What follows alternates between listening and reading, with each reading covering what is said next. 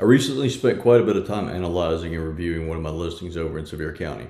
And the deeper I got into it, the more intrigued I became because I wasn't looking at just one opportunity. I was looking at 4 or 5 completely different opportunities layered on top of one another. I realistically only saw 2.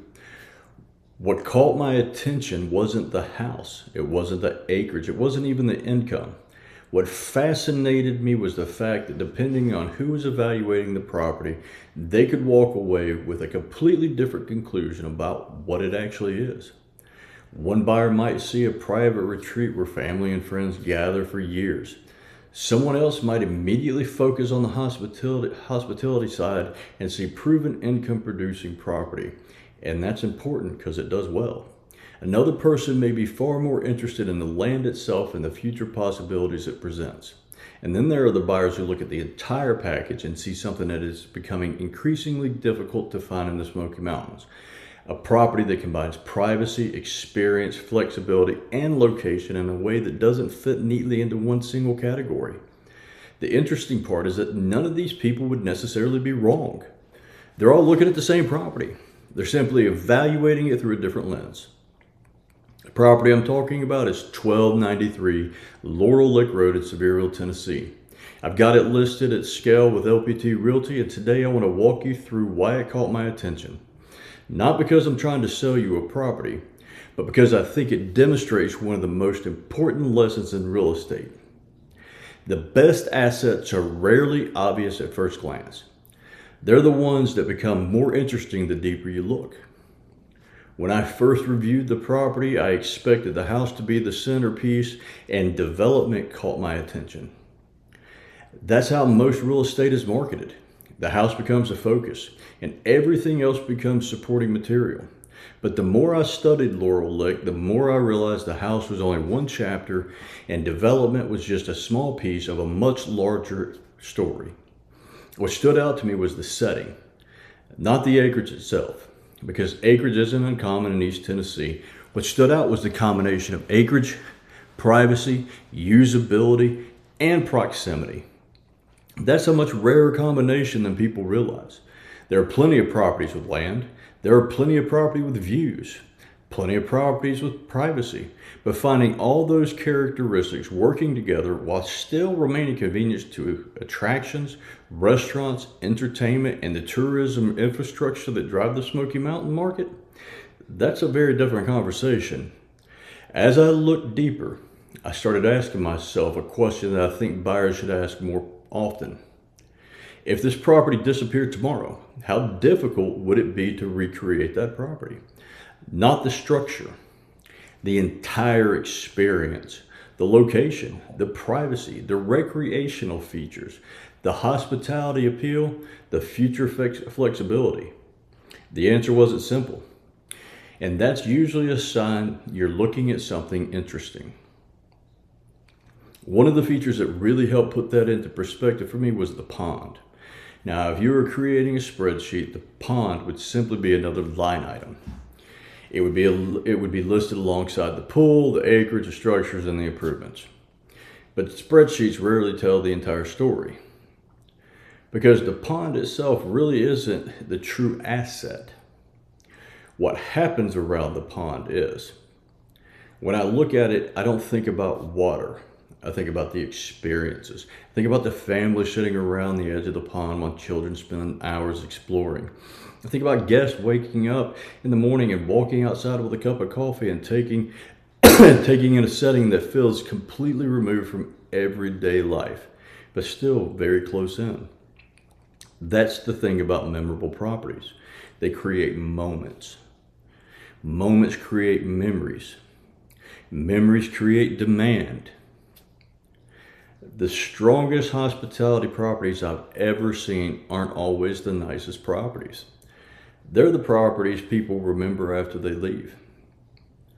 The same thing applies to the pool, the hot tub, the pickleball court, and all the outdoor gathering areas. Individually, none of those features explain the property's appeal. Collectively, they tell a completely different story because what you're really creating is choice. One family may spend the entire time swimming in the pool. Another may spend most of their time exploring the outdoors. Someone else may be focused on recreation, playing some pickleball, sitting in the hot tub. Another guest may simply be looking for a place where multiple generations can gather without feeling crowded. That's an important distinction because people often evaluate property through the lens of features when they should be evaluating them through the lens of experiences. Guests don't travel to the Smoky Mountains hoping to rent square footage. They're looking for memories. What do you remember about your trip? What excited you? What stood out? They're looking for connection. They're looking for a reason to come back.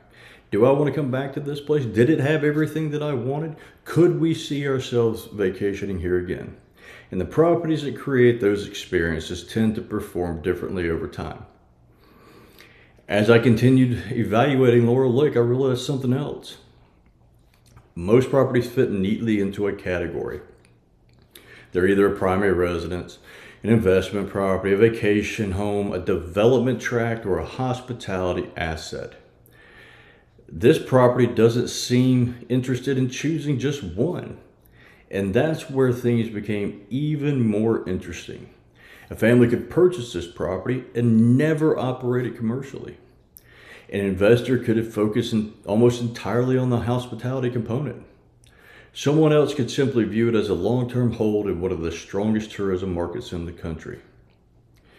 Someone could look at this as creating an even bigger experience by adding in more units, developing it out, having common areas for gatherings.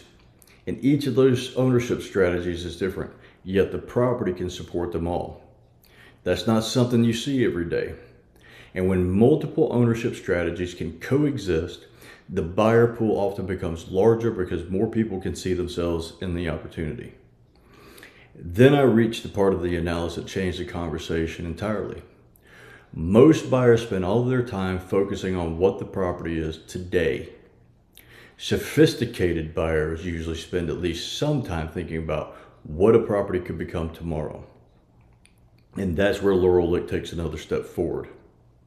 A preliminary subdivision concept has already been developed, outlining a potential 14-lot configuration consisting of 13 additional lots plus the existing residence.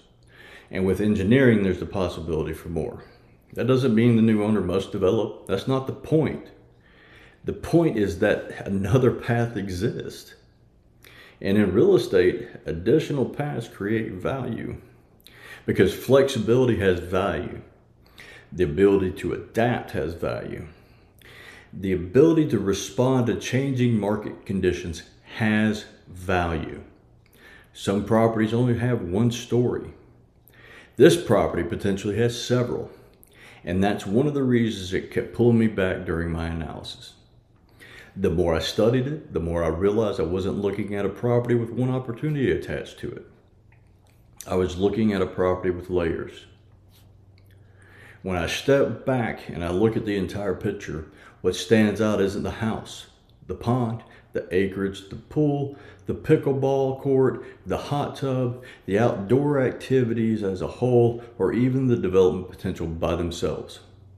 What stands out is how all of those elements work together. You have privacy without isolation. You have hospitality without sacrificing personal enjoyment. Income potential without eliminating lifestyle appeal.